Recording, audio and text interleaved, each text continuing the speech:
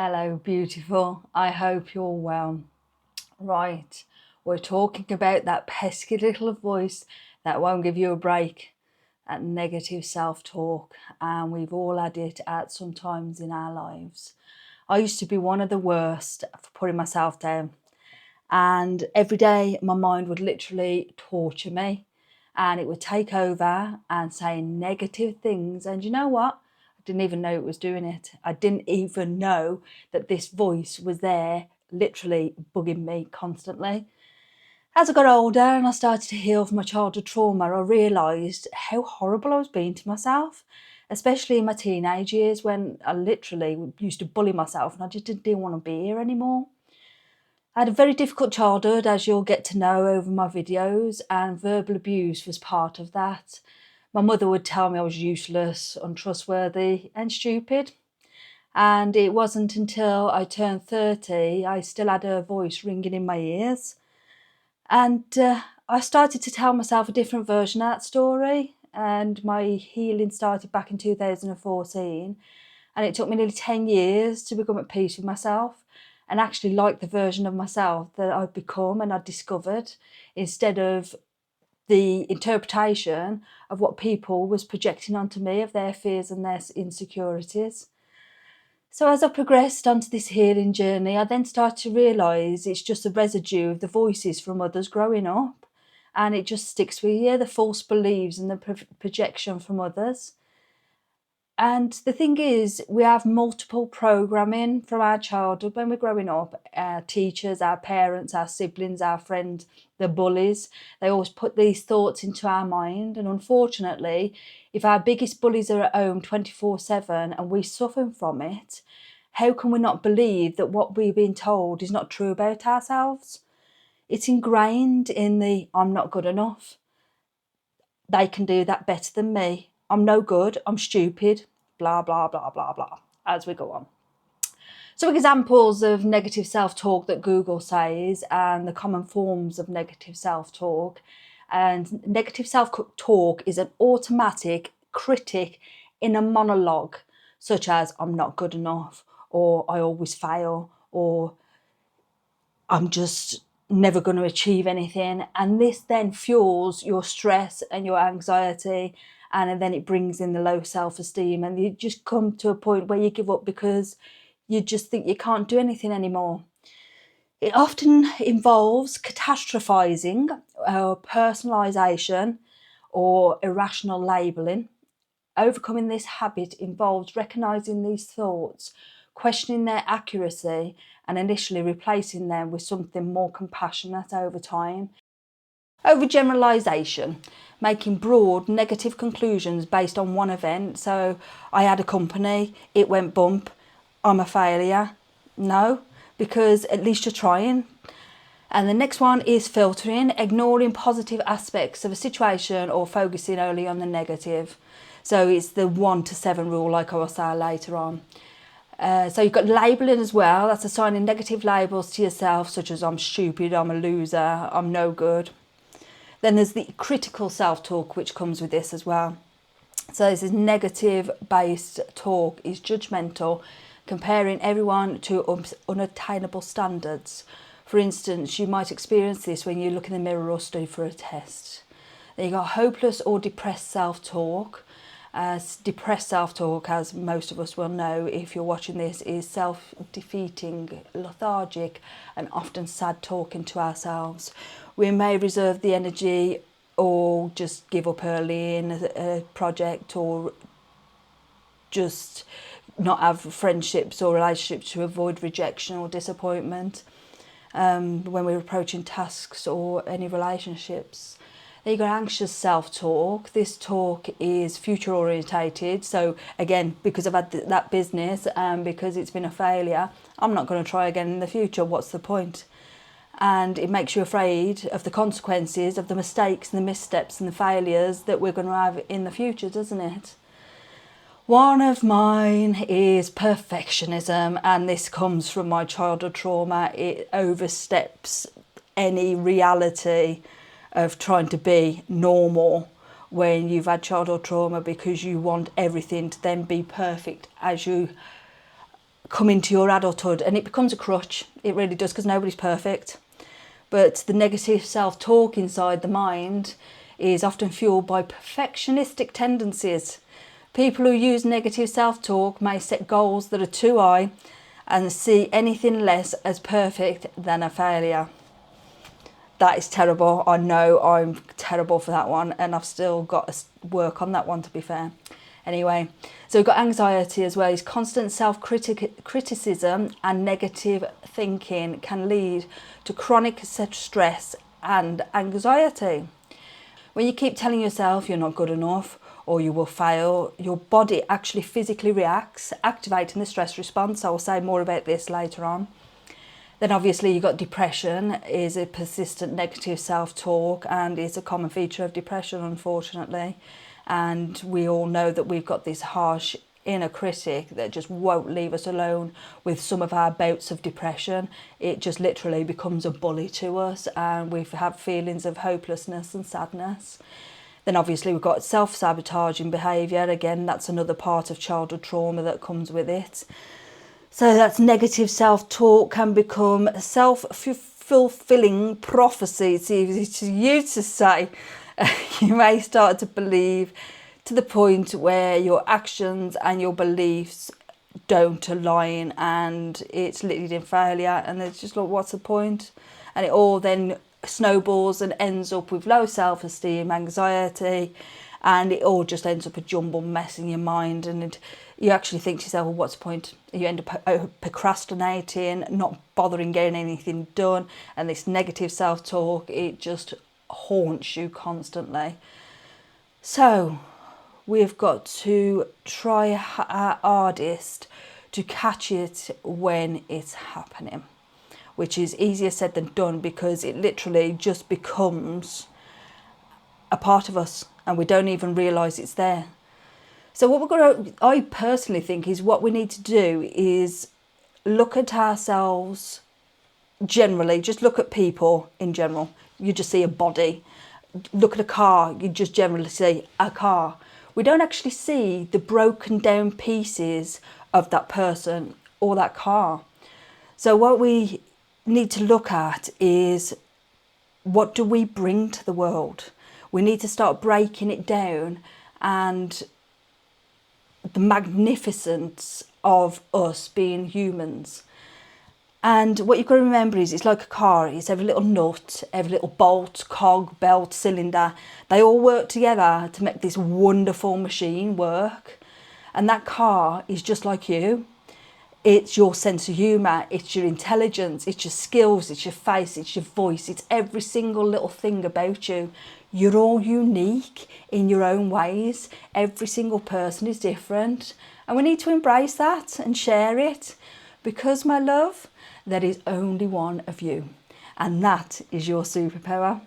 Every skill, personality trait is special to you. And we don't even realise it, because we are too busy taking on other versions of us rather than what we actually are. We have this version in our mind of what we are, when everybody else around us has got all these different versions of us.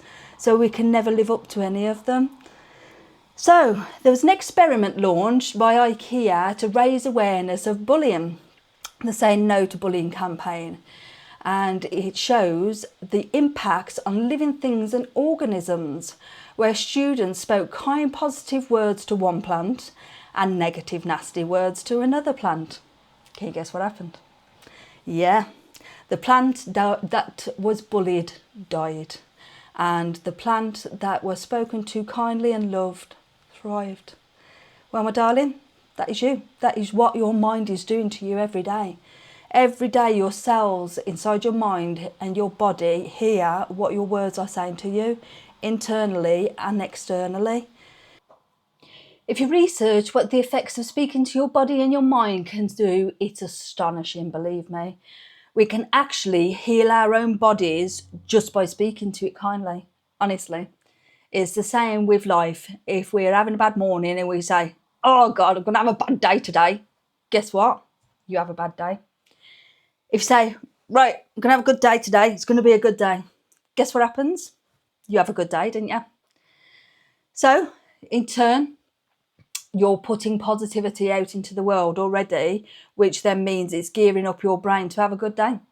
And surprise, you have a good day. It's like when you're upset and you're in a bad mood.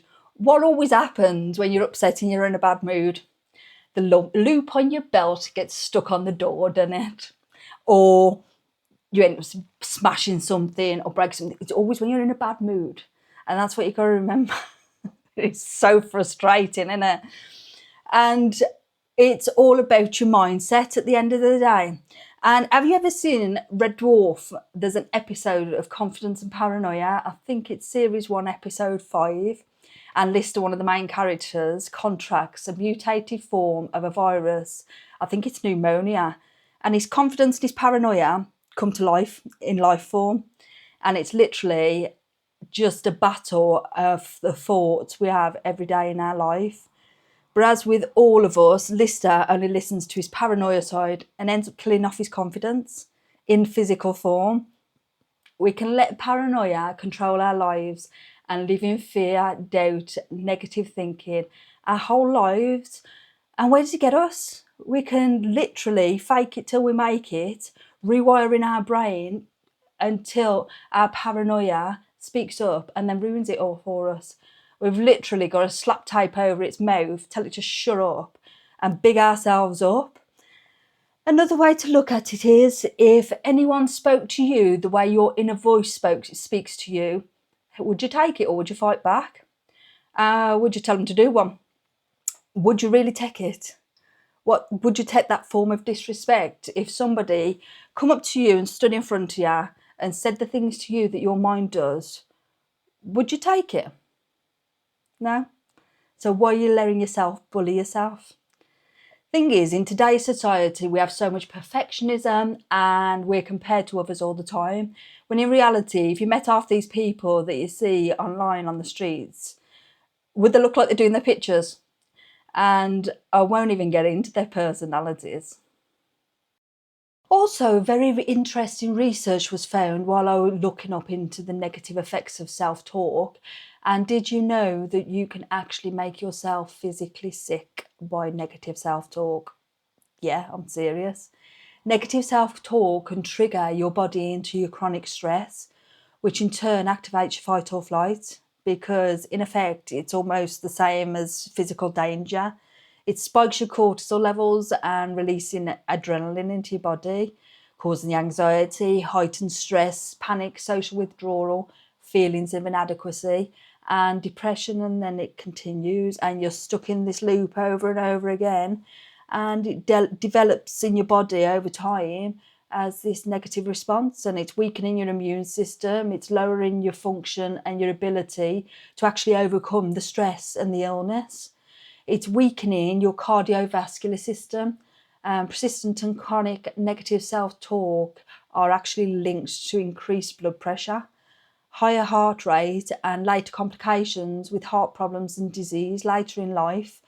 So if you have had childhood trauma as well, it's all just connected and it ends up being this massive circle where it's literally the Ouroboros of the snake eating its own tail, and we get stuck in this constant nastiness. It all becomes just consuming and it just let it take over us, causing brain fog, low self-esteem, mood disorders and lots of nasties that are just stuck in your body. And I'm a big believer of energies, and I do believe that negative energies includes negative words and negative films and videos, and not videos, negative TV, that's the one. So yeah, I do believe that literally what we consume is not just a fact of the matter of like food. I do believe it's all negative energy as well, and especially if we've got this negative self-talk, we're literally starting with ourselves in a way. So life's hard, it really is. It's just existing, paying bills without having your mind chiming in with this self-hatred constantly. Don't get me wrong, I'm not a doctor. This is just from my research and all of my childhood trauma and my research and courses and all this, that, the other. So I'm not saying that this is physical evidence, but if you do your research, you will see that it is online. So positive self-talk, on the other hand, it can be a reverse of negative self-talk. So it can actually boost your dopamine, it boosts your serotonin, it lights up your brain with feel-good chemicals, and it floods your body, improving your mood, obviously, motivation and mind function, boosting your confidence, your stamina, resilience, and it's natural antidepressant. It really is. Life on the outside is what goes on inside your body. If you're telling yourself you're inadequate and you can't do anything, and you're trying and you're failing, then it's like I said, we've got to literally sit ourselves down and have a word with ourselves in a way. So you've got to be about your own best friend, and I've really found this out over the last 10-12 years. Life has improved for me so much just by talking nicely to myself and being positive.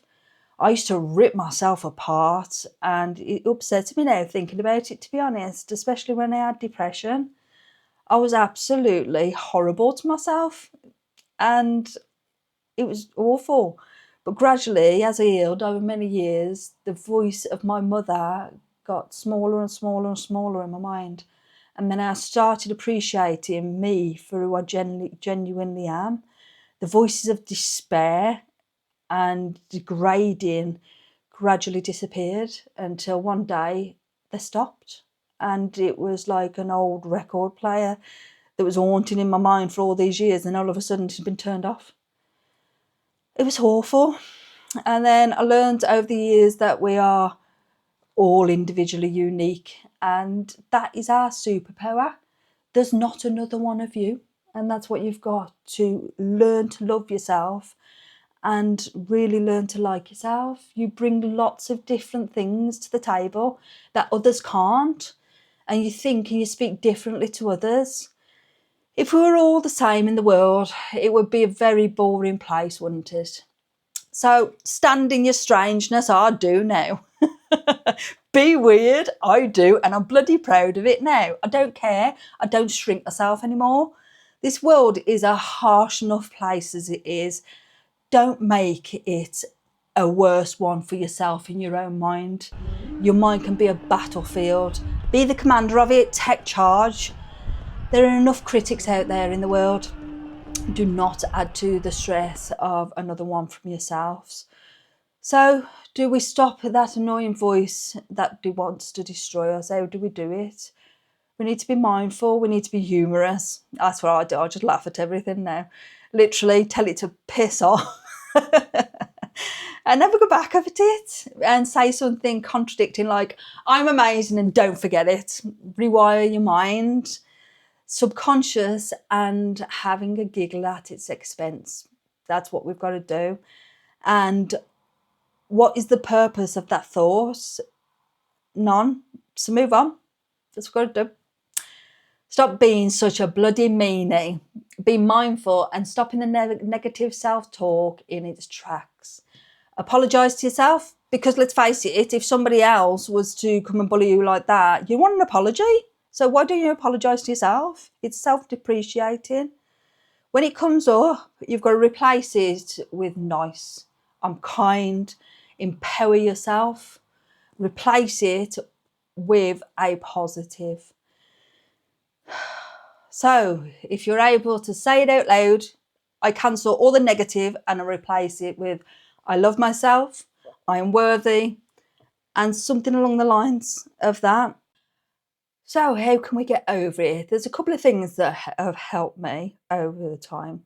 And one of the biggies for me that's actually helped me is subliminal music, available here on YouTube. There's lots of different wonderful YouTube channels that are absolutely amazing, and they do subliminal music, and it's wizardry. It is wonderful. It has talking underneath it that you can't hear, but it's just talking to your subconscious mind, and it's masking the messages, and if we listen to that over and over again, it almost like rewires our brain. It depends whether you believe in it or not, but I've been absolutely amazed with it. And I've been using it for about 12 years now, and it's done me the world of good. I don't know where I'd be without my subliminal music, to be honest, but some people don't like it. Anyway, then we've got affirmations for self-positivity, along with the subliminal music, hand in hand. It's wonderful. You can always have your subliminals playing while you're asleep as well, which is really good. As long as you've not got the YouTube ads in between, it would wake you up. Anyway, so we've got affirmations. I personally think that, again, like I said, just saying things out loud like, I love myself, I'm amazing, I'm wonderful. I give you a challenge. When you get your negative self-talk or you're not feeling in a very good mood, lie in bed on your own, no noise around you, and talk to yourself either in your mind or out loud and say, I'm beautiful, I am wonderful, I love you, to yourself. And do me a favour, lie there, say it a few times so you start to believe it and feel it, and you will start to feel the reactions in your body. Betcha, 100%. Try it. Anyway, do personality tests as well. I always bang on about this because I really found a lot about myself when I did personality tests. And you've got to take away that negative self-talk. So, oh yeah, I've got like positive thing about myself. Oh yeah, I'm kind, I'm loving, I'm empathetic.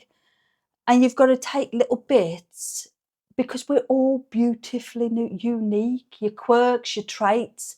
You've got to learn to love yourself. Block out them voices from your past. There were people from years ago that mean absolutely nothing to you. They're just voices of other people who could see your potential, but they just got to knock you back and put you back into line, because they don't want you doing better than they are, do you? So remember that most of these people's words come from hurt. So they're just projecting onto you, aren't they? Anyway, what else we've got? We've got the SOS method. So the SOS method is stop. Mentally tell yourself stop when you're getting a negative coming and creeping in. Interrupt that thought before it even comes. Formed and say it loud, stop, piss off, or whatever. Stop, I'm good. Stop, I'm wonderful. So yeah, it's just literally replacing it with something else. Then there's the observe. So observe the thought of what it's actually saying to you and how it makes you feel. And then like I said, what does that serve? What's that helping in any way, shape or form? Then again, it's like I've said, you've got to shift your thoughts, feelings, emotions, response, how you would usually react, depending on where you are in a situation, whether you're in bed on your own, generally just going about in your daily life. You've just got to stop and think to yourself, whoa, nah, I ain't having this. Literally treat it like it's a bully. Remembering your positive reinforcements, like your positive self-talk, affirmations, giving yourself a mental hug even. Being compassionate to yourself. Be as compassionate to yourself as you would to other people. Why are you not giving it to yourself for? Stop comparing yourself to others. That is the biggest problem in this world. I've done this for bloody years, and I'll tell you something, it's not until really recently that I've started to look around and think, I used to think everybody was like me, and then I've started to look around and think, geez Louise, I'm really different from other people. And now I'm like, yeah, I'm freaking awesome. Anyway, you might think different. Anyway, I don't care. And anyway, right, I'm trying to think what else we've got to think about talking. Oh, Bruce Lee. He was a goddamn legend in controlling his own body and his mind. He was probably one of the most disciplined people I think I've ever come across. He was freaking amazing. And if you don't know who he is, go and look him up. So Bruce Lee had his own words of wisdom, and we still live by them with these very few quotes resonating on the subject. And one of his quotes was, "Do not allow negative thoughts to enter your mind, for these are weeds that strangle confidence. As you think, you shall become. Don't speak negatively about yourself. Even as a joke, your body does not know the difference. Words are energy and cast spells. That's why it's called spelling. Change the way you speak about yourself, and you can change your whole life." Wow. What you're not changing, you're choosing. So what's witchcraft? Casting spells. What's grammar? Spelling. Every word we speak, it's spelling magic into our life, isn't it? That's why people say about like these manifestations. In reality, what you've got to remember is they ain't magically got this manifestation. They're making themselves feel good and positive in their life, which then makes them want to go and get more positive and good in their life. So then they go after it. Anyway, the more negative we are, the more that our lives turn bad. That's what I personally think. Anyway, my life used to be freaking horrendous. But now I think more positively and I haven't got my negative self-talk. My life's got better, honestly. I think it has anyway. Might just be disillusional. But they say to be disillusional, don't they? Anyway, so you and that little voice in your mind is with you for the rest of your life. And it's something that you can never get away from. It's something that can either destroy you or elevate you. And you have no choice to make it a nice one who speaks kindly to you. Don't make it a bully, please. And if it is a bully, kick its ass. You have to change your perspective on it. Would you take it from a stranger or a friend or a family speaking to you this way? No. Then why are you letting yourself beat yourself up? You're literally standing over yourself, kicking yourself while you're down, aren't you? And there are plenty of people out there that want to do that to you and are quite willing to. So don't add stress to your life. Right then, I think I've waffled on enough and I've had enough of your precious time. And as I've said before, I've got courses on my website that are available, and you can also work with me one-on-one. But seriously, I can only show you the door, as I will say every single time. You're the one that needs to walk through it, and you're the one that needs to do the inner work. I can't be with you all the time. Anyway, I think that's about it. I can't think of anything else really. Yeah. So it's been lovely having you with me again. I very much appreciate it. Like and subscribe. You don't have to if you don't want to. Just pop in every now and then. Just the views are wonderful, and it's just nice that I can actually make a difference in your life. So anyway, be kind to your mind. Make it a nice place to live. That little voice in your mind. Be compassionate. Be compassionate and caring to yourself. Speak to yourself how you speak to others. Anyway, I hope this is stuck with you because it was a big one for me. And to be honest, I was dreading doing this video because I suppose it's that little voice still saying you can't do it, isn't it? But yeah, anyway, enough of your time. Thank you very much. Take care. Love you.